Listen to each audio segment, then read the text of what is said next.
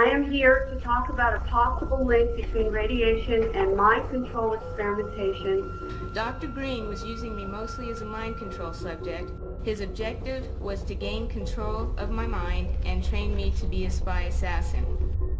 I urge you to recommend an investigation into these matters.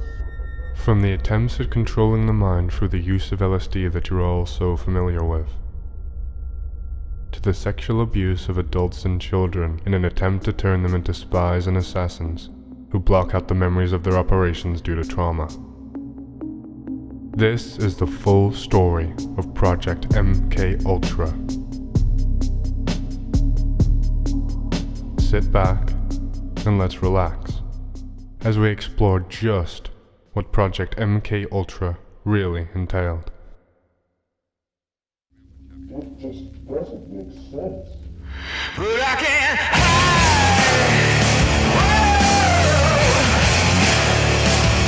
I won't hide. Whoa. Yeah. My evil ways.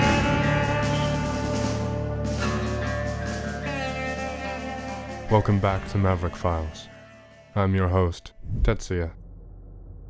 And tonight I'm going to be sharing with you all just how deep the MKUltra rabbit hole really goes, and uncovering the facts and accusations surrounding one of the most infamous CIA experiments of all time.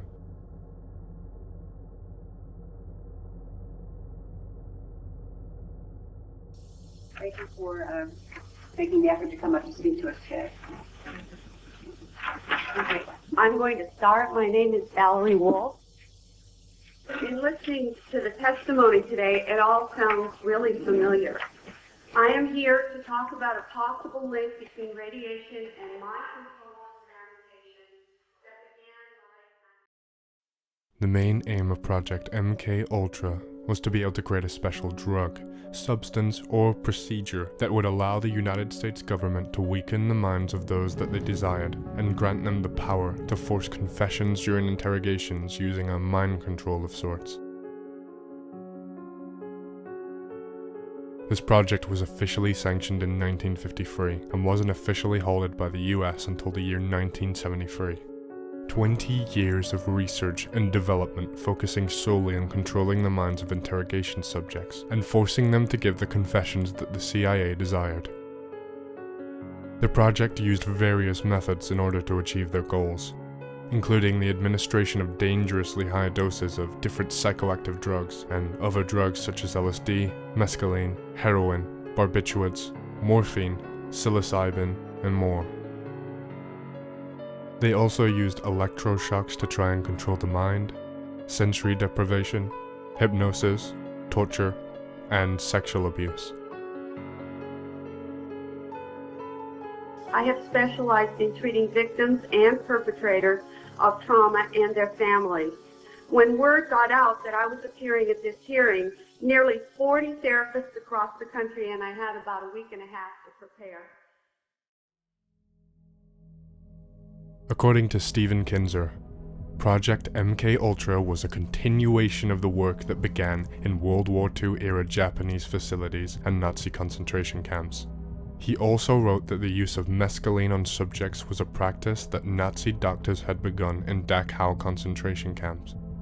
Kinzer also said that this was the continuation of a Nazi agenda, citing the CIA's secret recruitment of Nazi torturers and vivisectionists to continue the experimentation on thousands of subjects, and Nazis that they brought to Fort Detrick, Maryland, to instruct CIA officers on the lethal uses of sarin gas.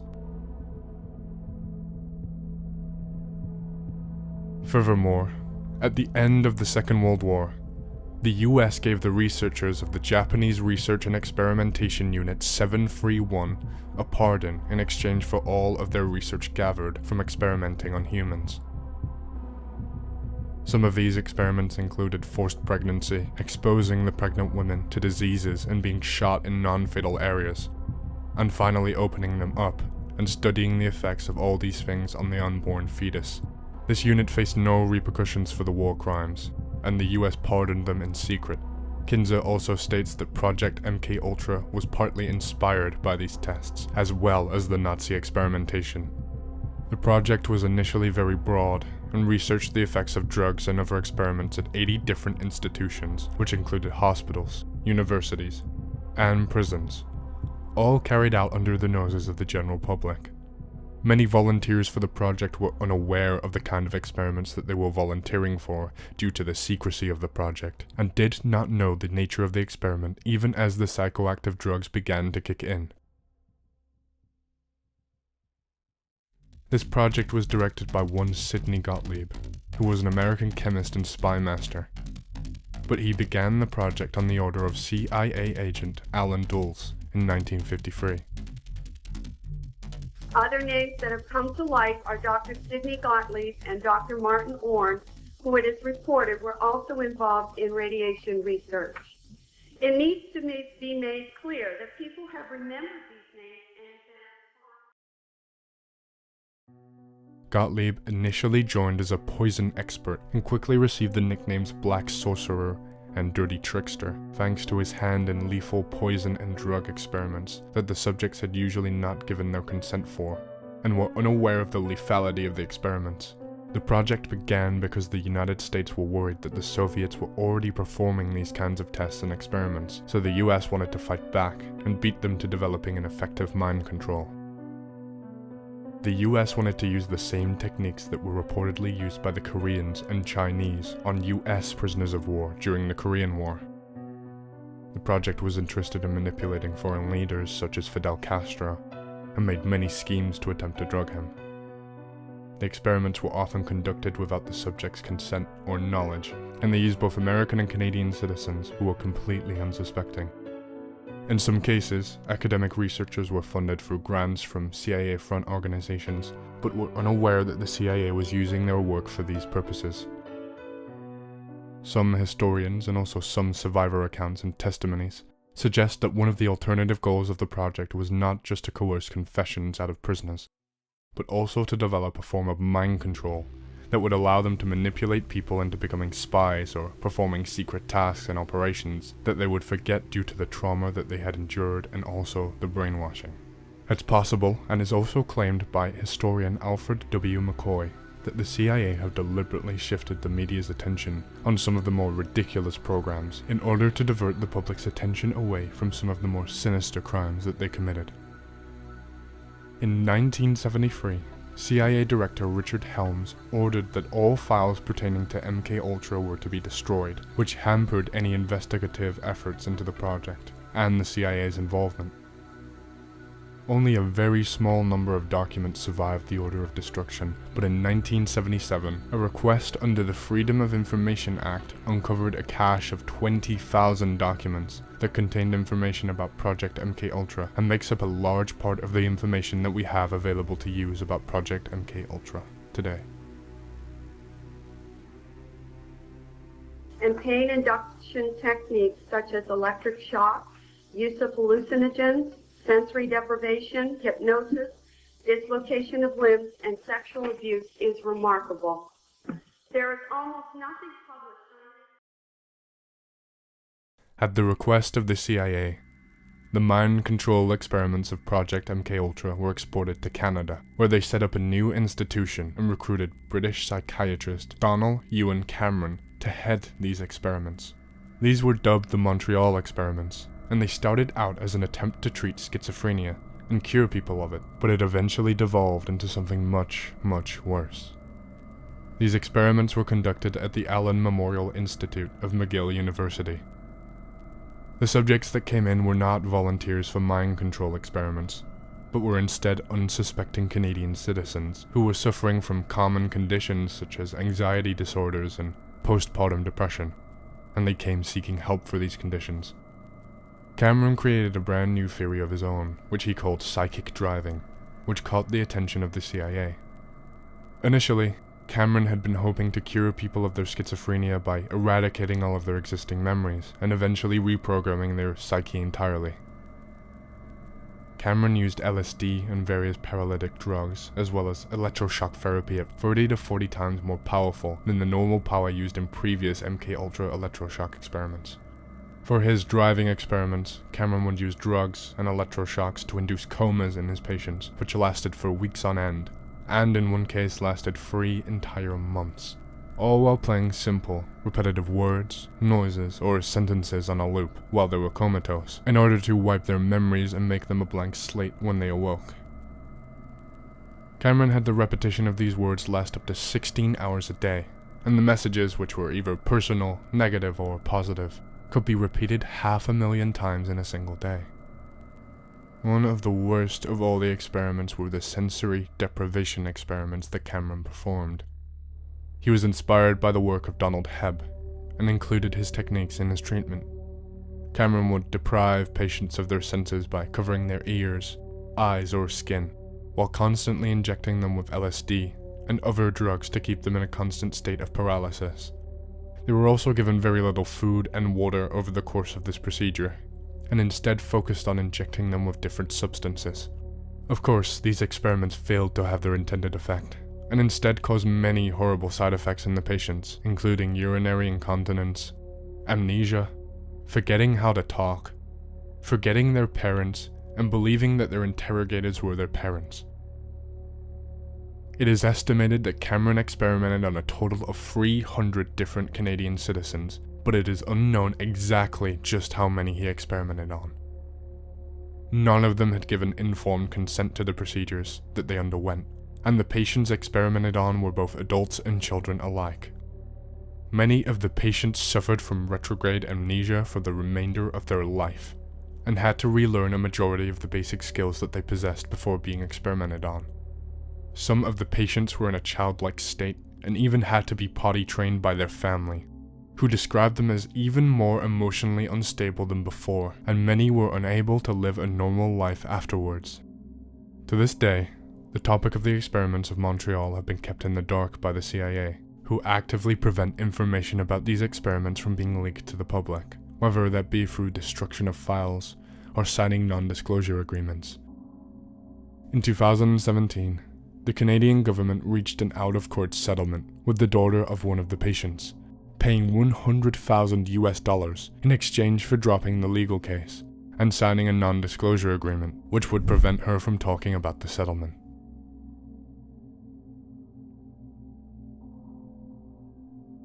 What was startling was that therapists reported many of these clients were also physically ill with autoimmune problems, thyroid problems, multiple sclerosis, and other muscle and connective tissue diseases, as well. In the early 1950s, in areas under the control of the US, in Europe and East Asia, which mostly consisted of Japan, Germany, and the Philippines, the CIA constructed secret detention centers so that the United States could avoid criminal prosecution for the experiments that they wanted to perform. The CIA went out and captured people who they believed to be enemy agents and expendable, and placed them in these detention centers in order to use them for torture and human experimentation. They interrogated the prisoners constantly, all while force-feeding them different psychoactive drugs, subjecting them to electroshock therapy, making them undergo extreme changes in temperature, and subjecting them to sensory isolation in an attempt to better understand how to control and destroy the human mind in the most effective way possible. This all started during the Korean War, when the US received reports of American prisoners of war being experimented on in Korean prisons, and who the United States feared were being turned into Manchurian candidates. The idea was that these American prisoners were being experimented on and being tortured in order to turn them into sleeper agents that they could use against the United States. These reports inspired the US to devise their own scheme to create sleeper agents, which they called monarch programming. Monarch programming is a form of mind control reportedly used by many covert organizations, which the US tested on both civilians and the military. The entire aim of this programming was to traumatize the subject through the use of electroshocks, torture, mental and physical abuse, and mind games in order to get the victim to disassociate from reality, which is a natural response when someone is subjected to unbearable pain. The subject's ability to disassociate is a major requirement, and it is, apparently, most readily found in children that come from families with multiple generations of abuse. Mental disassociation would enable the handlers to create walled-off personas in the subject's psyche, which can then be programmed and triggered at will. The idea was for the subjects to experience so much trauma that they would disassociate with whatever they were tasked with, and forget after completing the task, leaving no trace or evidence behind. This would create a compartmentalized set of identities in the same person that could perform tasks and then be unaware of what they had done. People who were broken in this way were intended to be turned into couriers for illegal drugs and into assassins and spies. Experimental subjects were subjected in various sub-projects to experiments involving sensory deprivation, sexual abuse, verbal abuse, and other forms of psychological manipulation. The CIA was particularly focused on eliciting an experience of self-blame in the victims of experiments, bringing them to believe that they themselves were responsible for the methods employed upon them rather than the torturers. The primary goal was to determine and undermine every aspect of the target's sense of self: cultural, sexual, physical, emotional, and sociological. On February 19th, 1954, Morse Allen simulated the ultimate experiment in hypnosis, the creation of a Manchurian candidate or programmed assassin. Allen's victim was a secretary, whom he put into a deep trance and told her to keep sleeping until he ordered otherwise. He then hypnotized a second secretary, and told her that if she could not wake up her friend, her rage would be so great that she would not hesitate to kill. Allen left a pistol nearby, which the secretary had no way of knowing was unloaded, even though she had earlier expressed a fear of firearms of any kind. She picked up the gun and shot her sleeping friend. After Allen brought the killer out of her trance, she had apparent amnesia for the event, denying that she would ever shoot anyone. With this experiment, Morse Allen took the testing as far as he could on a make-believe basis, but he was neither satisfied nor convinced that hypnosis would produce such spectacular results in an operational setting. All he felt he had proved was that an impressionable young volunteer would accept a command from a legitimate authority figure, to take an action she may have sensed would not end in tragedy. She presumably trusted the CIA enough as an institution, and Morse Allen as an individual, to believe that he would not let her do anything wrong. Morse Allen kept requesting prolonged access to operational subjects, such as the double agents and defectors on whom he was allowed to work a day or two. The hope was to take an existing ego state, such as an imaginary childhood playmate, and build it into a separate personality, unknown to the first. The hypnotist wanted to communicate directly with this schizophrenic offshoot and command it to carry out specific deeds, about which the main personality would know nothing. It is unknown whether the United States were able to completely hypnotize a person and turn them into a Manchurian candidate, due to the destruction of so many files. Furthermore, if, as the evidence suggests, some of these people were used in radiation experiments, there might be information in the mind control experiment files on radiation experiments. In 1995 and 1996, 3 witness testimonies about the horrors of MKUltra were shared in a court, in front of a judge and jury, after talking to a therapist by the name of Valerie Wolf. These people claimed to have been unaware of the sexual abuse and other torture that they suffered from a young age at the hands of MKUltra, due to the trauma that they endured, which caused them to forget the things that they experienced and repressed it. One of the victims claimed to have been part of the project from as young as age 7, and stated that the brainwashing they endured included torture, sexual abuse, electroshock therapy, powerful drugs, hypnosis, and death threats. According to the rest of the testimony, they claimed that the CIA then induced amnesia in them in order to prevent them from recalling these terrifying sessions, and to cover up any evidence that could be used against them. Both Wolf and her patients stated that they recovered the memories of the CIA program without regression or hypnosis techniques. In other words, these patients spontaneously discovered this information about themselves and their past, Although the committee was mainly concerned with radiation, they permitted Valerie and her patients to testify because, astonishingly, several doctors who had administered the mind control experiments had also been identified by other Americans secretly exposed to radiation. Prominent names surfaced in the March 15th testimony. Richard Helms, former head of the CIA, Dr. Sidney Gottlieb, who ran MKUltra, and Dr. John Gittinger, Gottlieb's protege. These men and others were directly accused of participating in grisly mind control effects on children. These testimonies were dismissed in court and received no media attention, but video evidence of the testimonies and transcripts of these testimonies are available online. Chris DiNicola was another of Dr. Wolf's patients who testified, and even named her controller as Dr. L. Wilson Green, who was also reported by other supposed mind control subjects. She claimed that Dr. Green used me in radiation experiments, both for the purpose of determining the effects of radiation on various parts of my body, and to terrorize me as an additional trauma in the mind control experiments. She was only 8 years old at the time.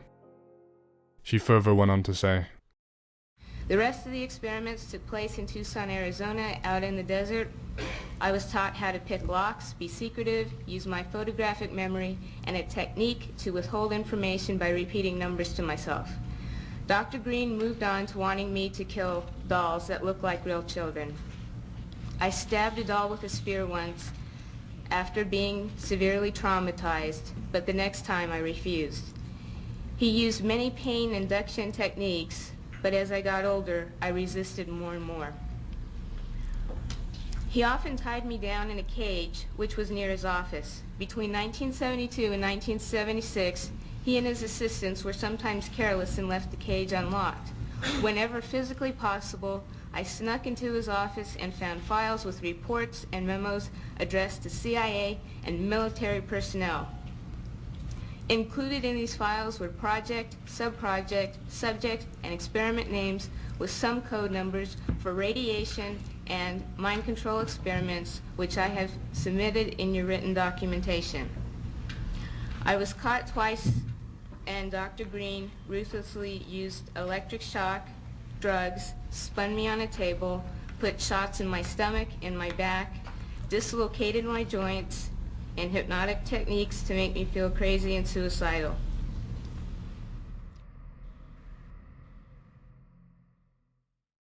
I know I can get better. I am getting better. And I know others can too, with the proper help. Please help us in an effort to prevent these heinous acts from continuing in the future. Thank you very much.